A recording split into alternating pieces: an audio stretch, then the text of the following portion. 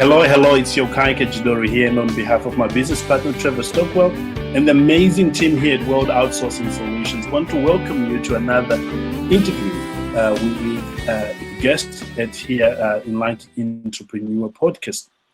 I'm very, very thrilled to be having this special guest today because it's all about leadership. John Maxwell once put it this way: it all rises and falls with leadership. And I've come to appreciate the wealth of that statement. That's why every now and again we bring thought leaders when it comes to leadership development, leadership strategy to help you as a business owner in your own organization. We have entitled this interview "Leadership and Collaborative Strategy," and with me is Bernadette Johnson. Bernadette has been in the industry for a long time now, and I'm hoping that she'll be sharing with you her experience working with leaders from around the world, bringing something of value that has enabled many business owners to move from where they are to where they want to be in their own organization. So welcome to the show, Bernadette. Thank you. I'm really looking forward to just amazing insights that's going to emerge. Incredible. One of the things I like about you, Bernadette, is your persistence. In helping business owners, do well in their organization. But before we jump onto the main training, Bernadette, can you share your experience in leadership and how you got started in working with leadership and business owners? Absolutely. I actually started in 2004. Right. And I was an internal consultant as well as an external consultant. I had 1 foot inside, 1 foot outside. Right. And so prior to that, what got me started is I used to be a vice president in a financial institution. And then I realized the work I did, although it was important, it didn't bring me joy. Right. And I spent the majority of my time in meetings. And what I truly missed was the connection and making a difference with leaders. And so at that point, I decided I wanted to be an organizational development consultant. Right. So I could have a greater impact internally on all 3 levels of leadership. And so at that point, I gave up my title, my salary, and my team. But I've never looked back. Incredible. What I like about you is you had the best of both worlds. You had, right. And external. Talk to us about that experience during those years. It was really good because as my experience has been as organizations and businesses get larger, they get more risk averse. And so while the organization I was with, while we were smaller, we were a lot more innovative and we could move a lot quicker. Right. The larger an organization gets, it starts to protect the system that it's created versus becoming more innovative.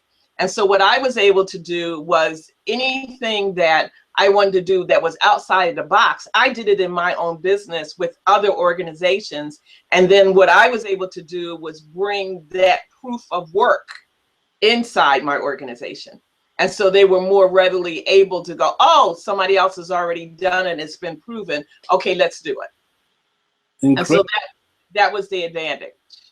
Incredible. And now since helping business owners, with organizational development, primarily on leadership, what sort of results have you gotten for your clients up to date? The most recently, because I work really across a lot of different industries, from utility companies to universities. Right. And most recent, it was a utility company whose the one department was in charge of strategy. Right. But what they needed to do was scale. So they wanted to go from a 3-person department to an 18-person department. Right. And so they had to scale not just their execution and their strategy, they also had to scale the people. And so the knowledge that these 3 people had to be spread across 18, Right. as well as increasing what their results are and what their output was for that organization. And it was actually a 7,000 person organization. And so I was, over a 9-month period, we were able to do that. Incredible. So that's an example of the work. Incredible. And of course, you had to focus on leadership development and teams development. During that time when they were transitioning from 3% to 18%, what were the key areas that you identified that you had to work on to ensure there was an easy and smooth transition? It was exactly in those 3 areas: scaling their execution of the work that they do, scaling the strategy of how they do the work, and then scaling the people to make sure that they had the right people on the right bus, in the right seat. Right. And so bringing all, you have to do all 3 of those. You see what I'm saying? It can't be just scaling the people. You have to scale the work, capital W work, and you have to scale the strategy that you're trying to achieve, and you have to scale the people. And so in scaling the people, it was looking at where they are now, where do they need to be, and you have a gap. Right. And so our work was about filling the gap. And so setting up systems for them to learn. And so those 3 people were already using models. So we had to identify those models, and then those models have to be taught to those other 15 people to get them to proficiency. Right. Right. Right. And then what does that model look, what does that growth model look like? Okay, you're proficient, then what's the next level? And so it goes from proficient, and the third part of it was advisor. So you can go from being proficient in doing the work to being the advisor to who you're serving. Incredible. Incredible. Yeah, so that was the work for that. Incredible. And you completed it successfully. Yeah. Yes. Wonderful. Now that lends me nicely to the next question I have here, which I think audience are asking. If you are a business owner and you want to develop teams or the collaborative strategy, which of course you brought in this example you've shown us, what would be the number 1 rule that business owners needs to remember or needs to follow in order to succeed in developing, the leadership team and the collaborative strategy that they can use in their organization? I think, let's see, that's a good question. I think for the collaboration piece of it is to understand that there's a difference between cooperation and collaboration. Right. And that we often use those synonymously, but they are very different things. And if there is a team, it's important that everyone understands what it means to be collaborative. Right. And I think I shared before that there's a quote by Peter Senge, and it goes, you can have a group of individually intelligent people, but until the group knows what it knows together, the group itself is not intelligent. And Right. so often when we have leadership teams, I call them poofs, like a magician, no poof. We put people together, and then we expect them to work together, to know how to work together to achieve the strategy or the goal. But we don't, everybody, if you don't manage that, then that's how you get the silos. Right. And you get cooperation, which is iffy, Right. versus collaboration. And so for business owners, as well as leaders within organizations, to understand that collaboration requires a level of trust, it requires a level of vulnerability, and then it requires authenticity. And to not get cooperation and collaboration mixed up, because Right. they encompass very different actions, and so they're going to yield different results. And so what's interesting is that we tend to focus on the operational processes, and that's the easy part of collaboration. The difficulty lies in how we're being together. Right, right. I like the way you are explaining it, because you are laying it quite clearly to us. How do you then create that environment where collaboration is a natural thing to do? What are the necessary steps that business owners need to take? One, as the leader, is to define what that is and setting your expectations. Right. And setting feedback. Right. So it's you can expect it, but if you don't communicate that, how will I know? Right. And if it's not happening, then you have to address it. Right. And at the same time, you have to be doing it. Incredible. So you have to walk the talk. And so an example, I worked with a department who wanted to build his team. He wanted them to be not just cohesive together, but within that organization. Right. And we were in a meeting room, and another VP came in, and it was a mix-up in the room.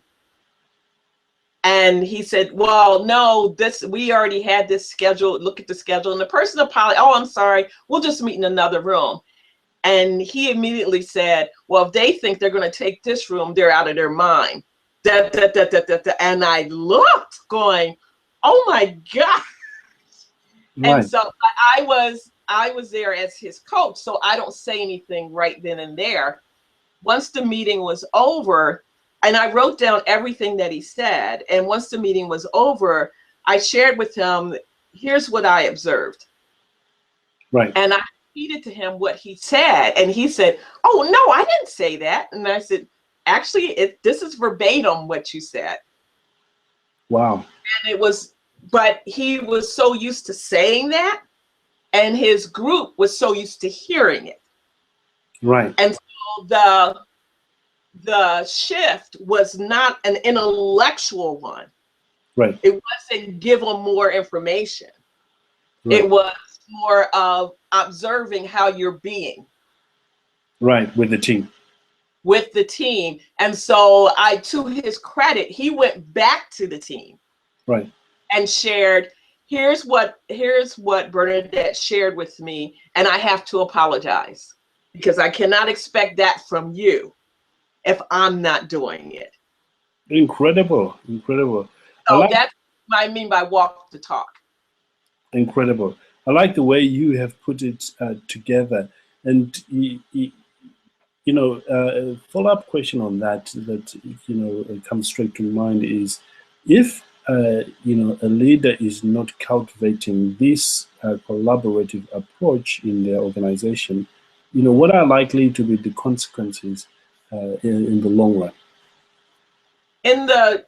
It's going to be both short-term and long-term. Yeah. In the long term, I mean, as leaders, we're always looking for meeting our strategy, meeting our goals, achieving our vision. Right. That is, at worst, it's not going to happen, and at best, it's going to be at a glacial pace. Right. Well, there you have it, entrepreneur. If you're just joining us for the first time, you are tuning in to the Enlightened Entrepreneur podcast, and we have a special guest, Bernadette, who is one of the thought leaders when it comes to leadership strategy and collaborative strategy for your business. If you want to have a progressive team, Bernadette is the person to go to. Continuing on that subject we're talking about, Bernadette, right now, what would you say is the second rule business owner needed to abide with if they're going to create this environment of collaborative approach? Let's see. I think that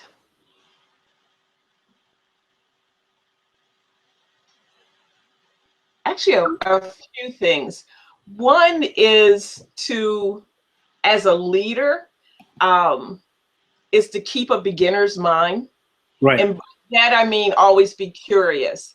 There's a quote by Dr. Carl Frost that says leaders should always be on the edge of their expertise.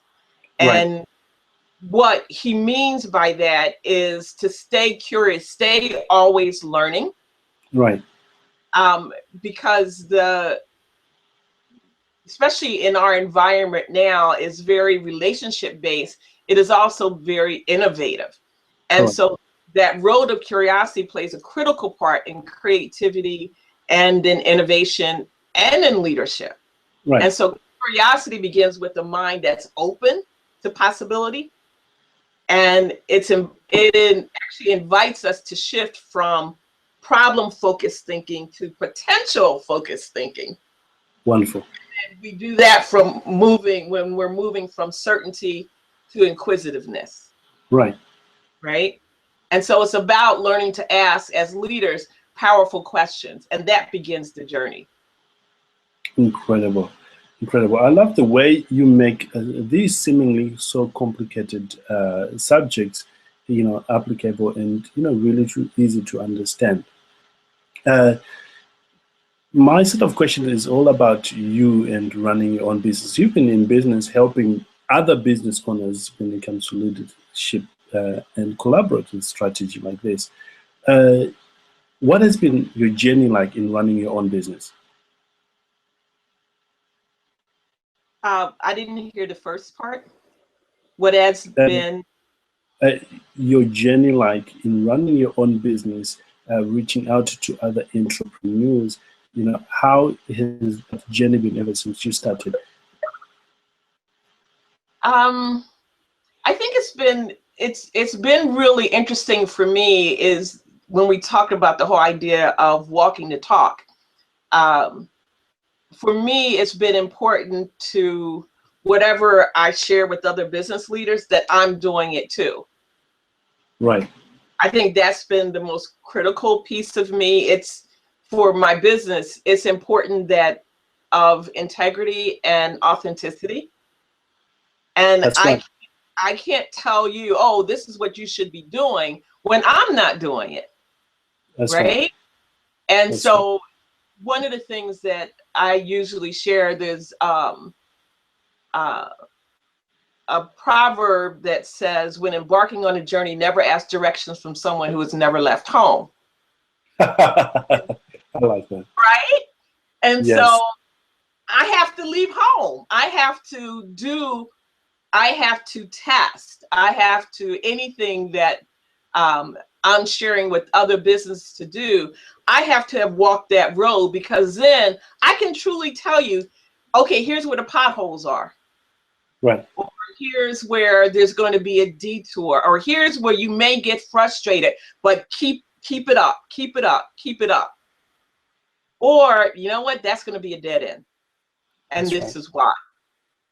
And so I think that's been the main thing that's helped me over the years, is to get out there and try the different things and trying new models and strategies. Incredible. I'm gonna take you back, to those early years of running your own business. How did you get your first client? That was really interesting. Yes. My first client was actually the community college in Lansing. And one of the things that I did know, because I'm a certified performance technologist, and what I didn't know at the time, that there were only 3 of us in Michigan. Right. And so the community college contacted me and asked me if I would help prepare business leaders to be certified in the same thing I was certified in. Right. And that time I was still a VP, but my background, because it's organization development and as well as learning and development, it's like, well, you know what? That sounds really interesting. And Right. so I did it and I loved it. I mean, loved connecting with the business leaders, loved them bringing in their challenges as well as their success, because it was a 3-week program. And I realized, and after those 3 weeks, I was back in a meeting in a boardroom and sitting there going, oh my God, what am I doing? Right? And Right. I said, that's when I said, I have to make a change. And so that helped me. And there was a consultant that I was working with that I hired for a project that we were working on. And we really clicked. And so she had some projects and she called me and said, I need somebody with an OD background and leadership, as well as, because I also have a background in information technology, and we're going through a computer conversion. Would you be able to help me? And it's in Indiana. And so I actually took vacation time and went to work on this project for a week. And I loved it. I loved it. And I got back and I said, yes, I have to make some changes. I can't do this anymore. I can't. That was what you needed. Yes, it was what I needed. But you know what? We're always given what we need, aren't we? That's right. That's right. Right. Absolutely. If we're aware, we're always given what we need. And so within that next few weeks, I did a proposal to the CEO to give up my VP position and became the organization development consultant. And so those are my first 2 clients. Incredible. And now, how are you marketing your business now that you've moved forward, 7 years into doing this? What strategies do you use that other business owners could learn from? What's been interesting for me is that I really don't actively market my business. Right.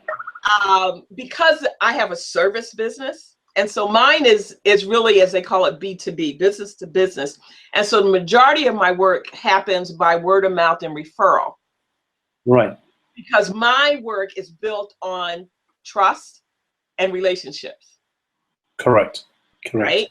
And is that so, the same thing with many service businesses, because if you do a good job, people are happy to become your salespeople and recommend right. They become your advocates. And absolutely. And they're like, oh, well, this is what she did for us. This is how we were able to do it. And so that's how I've been getting all these years, getting business. They'll say, oh, so-and-so told me to call you. Yes, and it's so like I said earlier, my focus is on that building relationships and building that trust. Because of the type of work that I do, I am partnering, I'm advising, and sometimes I have to push back. That's right. That's right. Because it's my role, my due diligence, to give you the pros and the cons of what we're getting ready to do or a decision that's being made. That's right. And the only way that you'll be able to hear me is if you trust me. Absolutely. Absolutely. Knowing what you know now, Bernadette, if you were to do it all over again, go start a new company or different company, what would you do differently? I think one thing that I would do differently, and this is, and I'm coming from, I started my business in 2004, and like I said, I was an internal consultant, external consultant until 5 years ago. And then I went fully into my business. And so here's what I learned. So I'm not going to tell you from 2004 until 5 years ago. I'm going to tell you from 5 years ago to now. Right. Right? Because that's different. When you have your business, you have something external, and then you have a job. there Yes. are risks that you take, right? Because you Right. have money coming in. So yeah, I'll go do this. But you have to shift when this is the job. This is the business. And so what my biggest lesson in the last 5 years is learning the importance of balancing working on the business while working in the business. Right. Right. And I think we forget that sometimes because working in the business is why we started it. And Right. so I love working with leaders. I love facilitating. I love doing retreats, collaboration things. I love that. That's working in the business. Working on the business is the networking, is the building relationships, is looking after the finances. Do you see what I'm saying? Absolutely. All make perfect sense. Right. And so that's what I learned in the last 5 years is the importance of balancing both of those. And so my week looks like Monday and Tuesday, I'm usually working on projects, whatever projects I'm working on. Wednesday and Thursday is non-client things. And so that may be building relationships, networking. Maybe I'm working on trying to do a new product or a new program. Right. And so it's very on purpose. Incredible. I'll share my experience with the audience. I do something similar. Monday is my administration and my team day is where I get to spend more time with my team, find out what's happening, get Right. some feedback as the progress of the projects from my key leaders, the people that are leading. And occasionally I have, one-on-one with the people who are just joining Right. our team, so we clarify that. My Tuesday, what I call, I'm working in my business, like you did, you did. And then Friday, when I do exactly the same thing, I then do podcasting like I'm doing. And then Thursday and Friday is strategy time. This is where I'm looking, okay, where are we taking the business to? Who are the people that I need to partner with? What is the next phase of the business?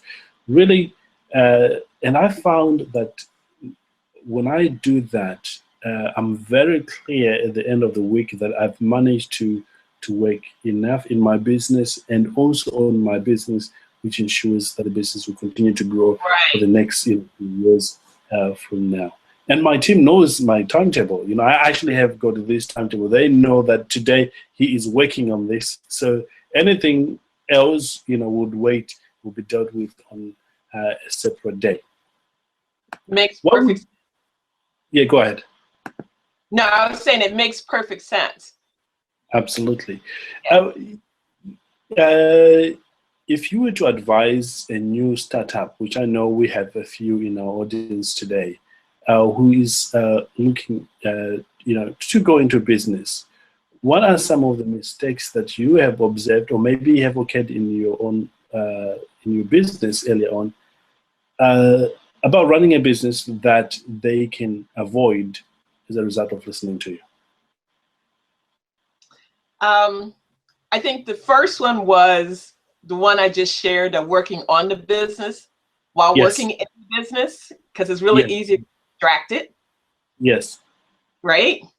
Correct. If it is a startup where you have the founders that are still working and all of a sudden it's growing, I think it's hard if you started it, to shift into that leadership role. Right. Right? To shift from worker to leader. That's right. Because we have this affinity to wherever the product or service is, because it's our baby. Yeah. Yes. Right? And Yes. as you're growing, your role now becomes you have to be on the bow of the boat.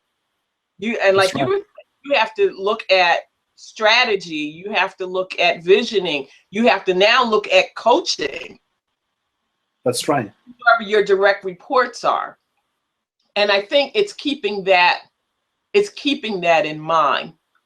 You touched a very important aspect, because I actually struggled with that personally. You know, this is one of those vulnerable moments. You know, how you know, how, in your experience, how can people then transition from being that worker into that leader, as we are talking about? What are some of the things they can do?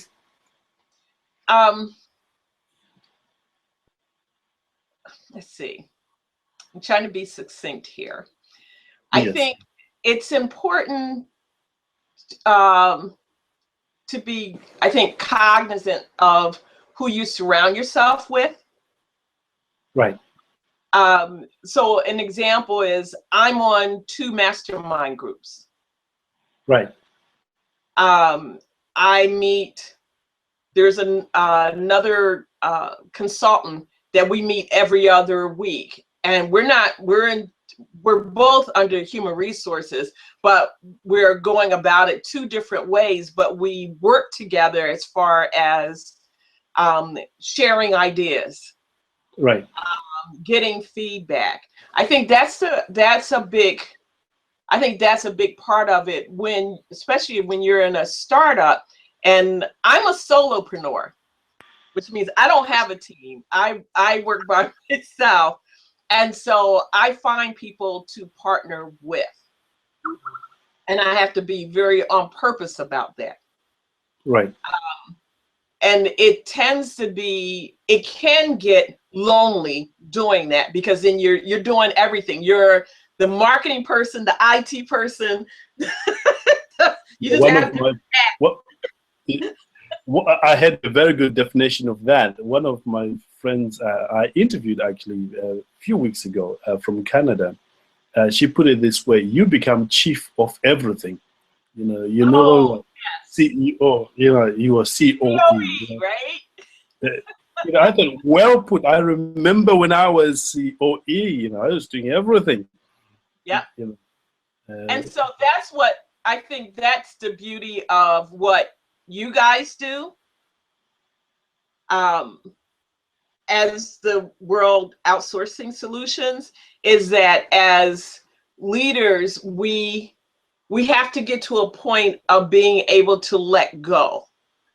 Right. Of things, so we can be on the bow of the boat, so we can do the visioning, so we can do the coaching.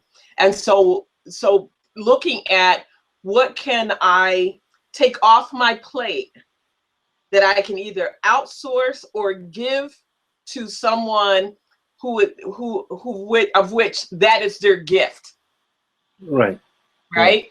And so I remember when I was a VP, one of the people on my team, which one of the things I had to do was scheduling.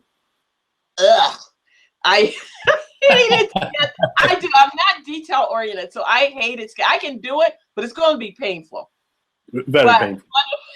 One of my colleagues and staff, she loved it. We used to call her the queen of scheduling, and she could get it done in like an hour. It would take me all day, mostly because I was procrastinating because I didn't want to do it anyway. That's right. That's right. You do everything else. You keep putting it. Right.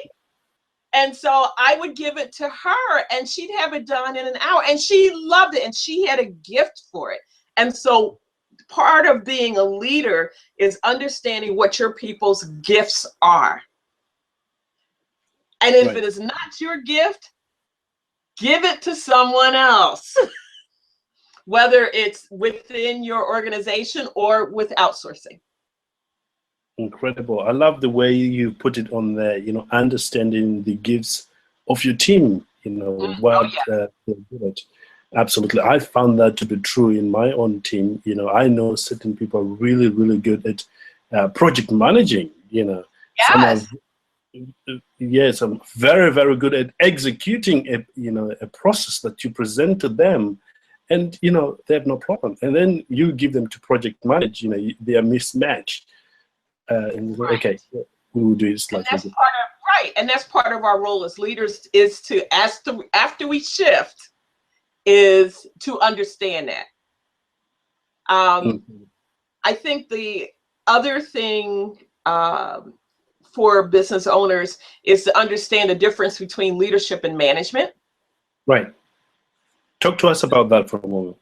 And I think it was, and you mentioned John Maxwell, who I love, and I think it was him who said, you manage things and you lead people. Right. And management is about maintaining. Leadership is about visioning. And so as leaders, we have the potential capacity to transform our organizations if we choose to take it on. And so when we look at in our ever-changing environments, I think as leaders, we are invited to the roles of stewards of our culture. Right. We're invited to be in-house change agents, communication savants, because communication is hard enough, and inspirational coaches. And so leaders lead by modeling ways of thinking and encouraging other people into new ways of looking at conditions. That's our role. Incredible. I love the way you're putting things so clearly, and I'm taking notes as we go. I'm sure our audience today are also doing exactly the same thing, because it is this information which opens your mind to bring that awareness, and you check, okay, what am I doing here? Is there anything I can change? If there's something that I can change, how I can move from there. That leads me so naturally to the next question I have. I know for a fact that business owners in our audience today would want to connect with you at some level. Where can they find you? They can find me at BernadetteJohnson.com is my website. On Twitter, it's Core Consulting, that's CORECONSULTING. On Facebook, in two places, Influence the Wave, as well as Inspired Action Motivates. Incredible. Those are very good words. And email-wise, Bernadette@BernadetteJohnson.com. Wonderful. There you have it, guys. I encourage you to get in touch with Bernadette.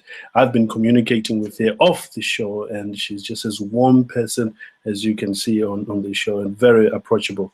And I'm sure you get a ton of value by interacting with Bernadette. Now, is there anything when it comes to leadership development or collaborative strategy approach that I have not asked you about, but you wish our audience to know about? Let's see. We covered a lot.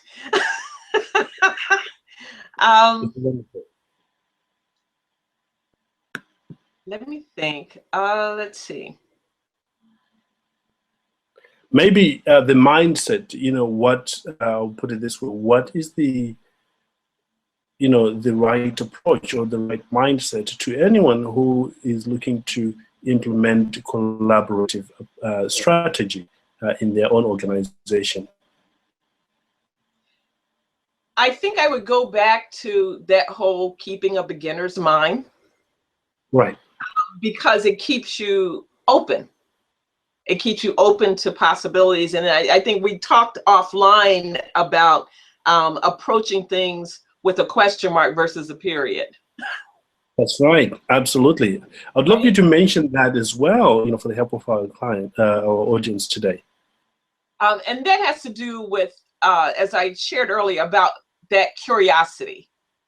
Right. Of keeping that mind of curiosity. And curiosity is always about asking powerful questions. And so even if something is contrary to what you believe, to approach it of, that's interesting, tell me more about that. Right. Or asking the person, can you share with me, what was your thought process? How did you get from here to here? Because you may learn something, and I guarantee you will.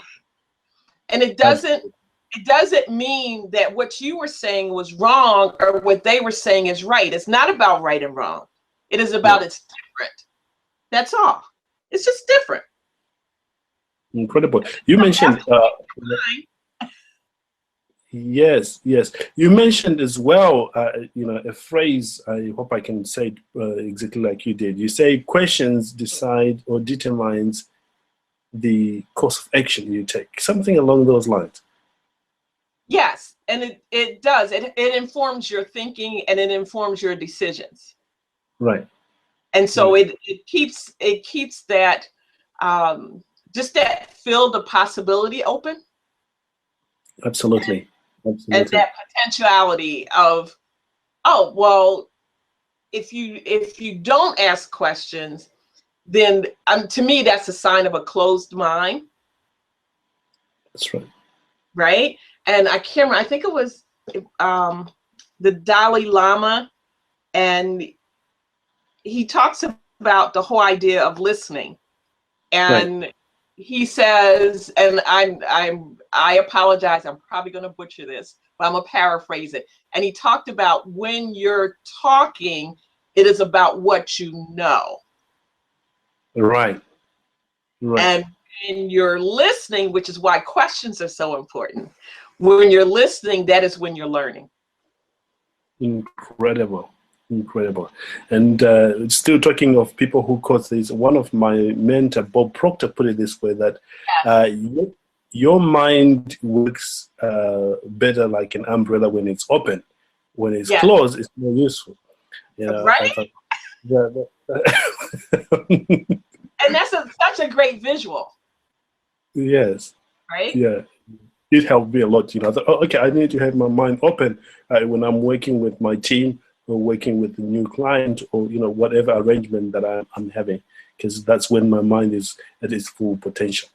Right. Well, we do need to respect your time, Bernadette, for taking so much of your time, really out of your busy schedule. I know you've got some appointments to go to, but you've given us the time, to talk about leadership. We would like to wish you a great success in all your endeavors. And if you're listening, I would want to invite you to go to BernadetteJohnson.com to get connected with the Bernadette. If that fails, you have the Twitter and Facebook and LinkedIn account. They will be posted at the bottom of this recording, so you'll be able to just click on it. And again, if that fails, you can send an email to our team, which is support@worldoutsourcingsolutions.com, and we'll certainly put you in touch with Bernadette so that you can get some help. Hey, thanks again for being here with us today. Oh, you are so welcome. It's been a pleasure connecting today with your audience as well as World Outsourcing Solutions. Incredible. We look forward to having you again for another episode, maybe talking about another aspect of business, which, we know, having been in the business for as long as you have something to share with our audience always. Sounds good. Incredible. With that said, thank you all for joining us. Implement the strategies you've learned today. That's how business are built, one step at a time. You learn a new concept, you implement it. You learn another one, you implement it. By the end of the year, you'll see your business transformed. It's just little by little. The big changes don't happen just at once. They happen over time. It takes consistency, and it also takes persistence in you applying the principles and the things that you are learning today. Have a great day, everyone. I look forward to having you in another episode of Enlightened Entrepreneur.